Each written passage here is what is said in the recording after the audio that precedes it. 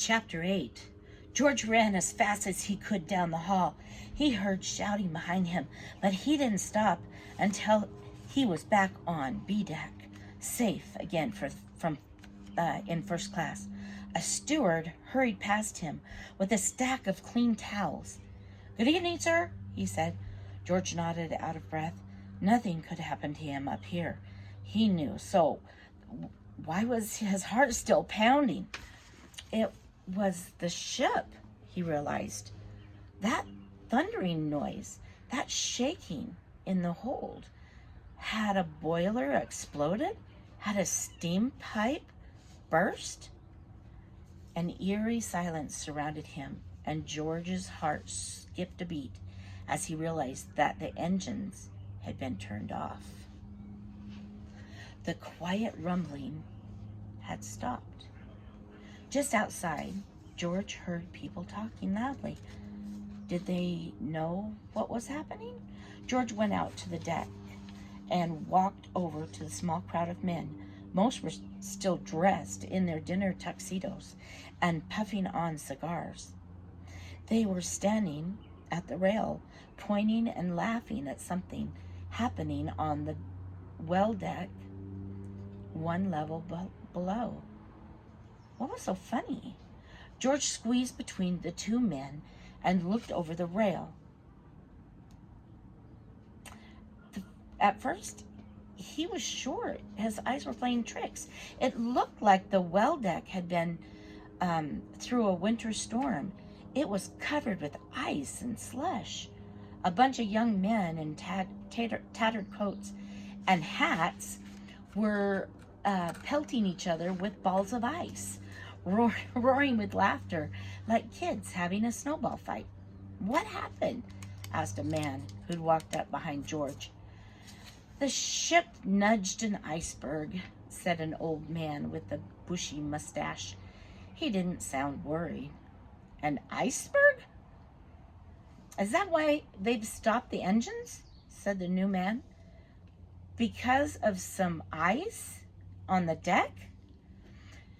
"Just being cautious, it seems. Following regulations," said another fellow. "I spoke to one of the officers. He assured me that we'll be underway any moment." "Hey there," he yelled down to the young men below. "Toss me some of that ice up here." One of the gang picked up a piece of ice the size of a baseball, and he threw it. But the man with the bushy mustache missed, and George reached out and made a clean catch with one hand. The crowd cheered, and George held up the ice and smiled. Then he held it out to the man. "Keep it, son," he said. "There's plenty for everyone." The piece of ice was heavier than George had expected. He sniffed it and wrinkled his nose. It smelled like old sardines.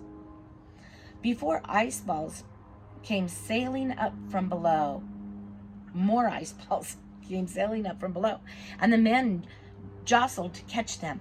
Their laughter and cheers rose up around George, and the fear he felt in the baggage hold faded away. From up here on the deck of this incredible ship, George felt powerful. Nothing could hurt him on the Titanic. Not a meteor falling from space, not a gigantic squid, not the scar-faced man.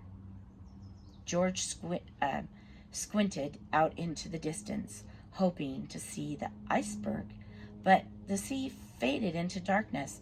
His teeth were chattering now. It was so much colder than he had been at dinner time. He wanted to be back in bed, curled up under his fancy first-class sheets and blankets. The corridor was still quiet as George crept toward his suite. As he was letting himself in, he stepped on something that made a crunching sound under his boot.